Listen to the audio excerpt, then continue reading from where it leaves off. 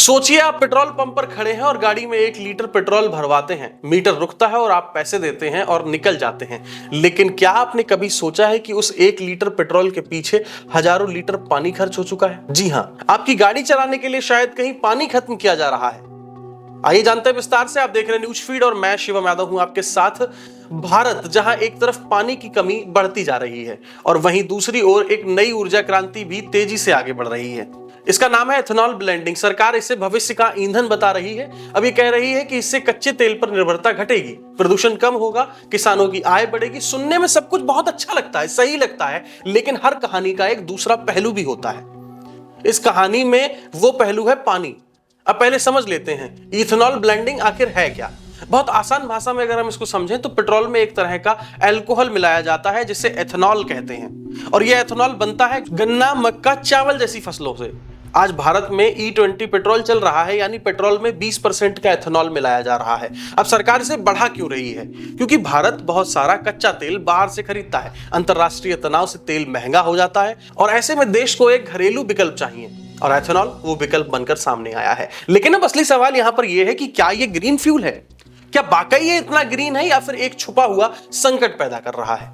अब जरा पानी का गणित समझ लीजिए। 1 किलो चावल उगाने में 3000 से 5000 लीटर पानी की आवश्यकता होती है, और वहीं 1 लीटर एथेनॉल के लिए 2.5 से 3 किलो चावल, मतलब 1 लीटर एथेनॉल के लिए 10,000 लीटर तक पानी चाहिए। अब सोचिए, एक इंसान कई हफ्तों तक जितना पानी पी सकता है उतना पानी सिर्फ 1 लीटर ईंधन बनाने में खर्च हो रहा है। और सिर्फ चावल ही नहीं, गन्ना हजारों लीटर पानी चाहिए होता है, मक्का उसके लिए भी पानी चाहिए होता है। अब तीनों ही फसलें भारत में सबसे ज्यादा पानी पीने वाली फसलें मानी जाती हैं।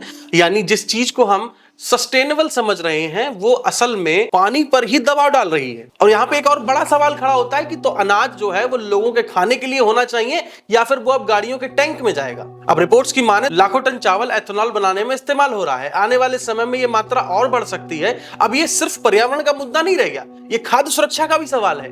एथेनॉल प्लांट से निकलने वाला गंदा पानी, जिसे विनाश कहा जाता है, अब सही तरीके से अगर ट्रीट ना किया जाए तो ये हमारी नदियों को प्रदूषित कर देता है, भूजल को भी खराब कर सकता है और पानी में ऑक्सीजन को खत्म कर देता है, जिससे पानी में रहने वाले जीव मरने लगते हैं। और सबसे बड़ा खतरा यहां पर यह है कि भूजल भारत के कई हिस्सों में पानी का स्तर तेजी से गिर रहा है।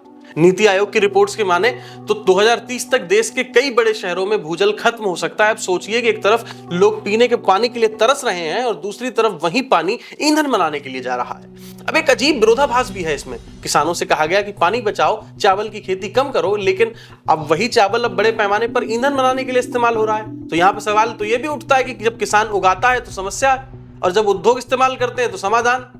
अब यहाँ पे ये समझना जरूरी है कि एथेनॉल जो है वो पूरी तरह से गलत नहीं है, क्योंकि इससे प्रदूषण कम हो सकता है, तेल आयात घट सकता है और किसानों को नया बाजार मिल सकता है। लेकिन इसे बिना संतुलन के लागू किया गया तो फायदा नुकसान में बदल सकता है। एक संतुलित रास्ता क्या हो सकता है? कम पानी वाली फसलों से एथेनॉल बनाना, वेस्ट मैनेजमेंट को सख्त करना, भूजल के इस्तेमाल पे नियंत्रण करना, फसल का विधिकरण करना, और आखिरी में मामला सिर्फ ईंधन का नहीं है, मामला पानी का है। और भारत में पानी सिर्फ एक संसाधन नहीं है, जीवन की बुनियाद है। अगर यही पानी ईंधन बनाने में खत्म हो जाएगा तो सवाल ये नहीं होगा कि गाड़ियां कैसे चलेंगी, बल्कि सवाल ये होगा कि जिंदगियां कैसे चलेंगी। अब इस पूरे मामले पर क्या सोचते हैं कि क्या एथेनॉल हमारा भविष्य है? क्या एक छुपा हुआ खतरा बन सकता है? आप अपनी राय कमेंट करके जरूर बताएं। फिलहाल के लिए इतना ही। आप देख रहे थे न्यूज फीड और मैं शिवम यादव हूं आपके साथ।